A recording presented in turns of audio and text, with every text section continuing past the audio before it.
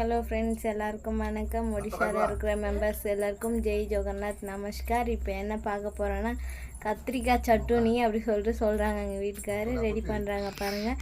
நம்ம ஊர்லலாம் இது மாதிரி இல்லை. இப்போ எங்கள் வீட்டுக்காரர் ரெடி பண்ணுறாங்க பாருங்கள். என்ன பண்ணுறீங்க?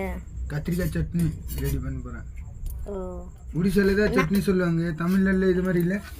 இல்லையே, இது மாதிரிலாம் நம்ம ஊர்லலாம் இல்லைல்ல.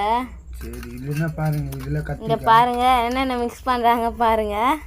பச்சை மிளகாய் 2 போட்டேன். கத்திரிக்காவை அடுப்பில் போட்டு சுட்டு எடுத்து வச்சுருக்காங்க உரிச்சி. அதில் பச்சை மிளகாய் 2 பச்சை மிளகாய் கட் பண்ணி போடுறாங்க. வெங்காயம் கட் பண்ணி போடுறாங்க. இது 3 போட்டிருக்காங்க. அப்புறம் என்ன போடுறாங்கன்னு பார்க்கலாம் இருங்க. லைட்டாக எண்ணெய் ஊற்றுறாங்க. எண்ணெய் ஊற்றி அப்புறம் என்ன